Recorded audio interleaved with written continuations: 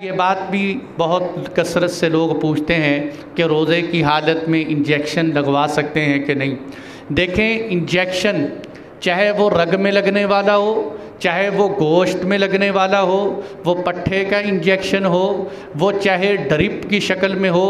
وہ انجیکشن طاقت کا ہو، وہ انجیکشن بیماری کا ہو، ہر قسم کا انجیکشن لگانا جائز ہے۔ اس سے روزے پر کوئی حرج نہیں آتا۔ اس کی مثال فقہا یہ دیتے ہیں کہ دیکھو، اصول یہ ہے کہ روزہ اس وقت ٹوٹتا ہے کہ جو انسان کے قدرتی ذریعے جیسے منہ ہے یا ناک ہے، منہ اور ناک کے ذریعے سے کوئی چیز انسان کے معدے میں چلی جائے یا انسان کے دماغ تک چلی جائے، اس سے روزہ ٹوٹتا ہے۔ یہ جو انجیکشن لگا کر دوائی اندر جاتی ہے، یہ قدرتی رستوں سے نہیں جاتی بلکہ انسان کی رگوں کے ذریعے سے جاتی ہے، جو خوراک کا اصل ذریعہ نہیں۔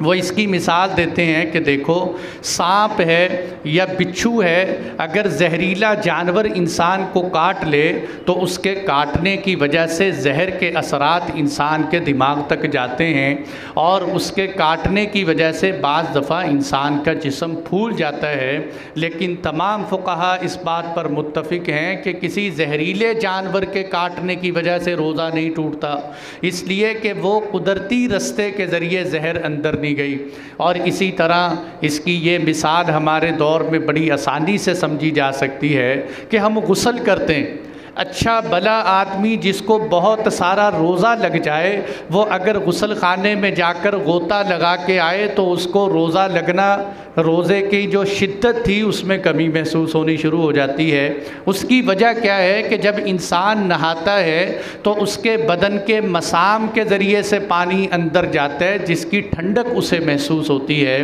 تو اسی طرح روزے کے اندر انجیکشن میں بھی وہ پانی اور مواد انسان کے مسام کے ذریعے سے اندر جاتا ہے، اس لیے روزے کی حالت میں انجیکشن لگوا سکتے ہیں۔ اور یہی سے یہ بات بھی نکلتی ہے کہ اگر کوئی مریض آدمی ایسا ہے کہ انجیکشن لگوانے سے اس کا کام بن سکتا ہے، تو وہ میڈیسن استعمال کرنے کی بجائے انجیکشن لگوا لے اور اپنے روزے کو مکمل کر لے۔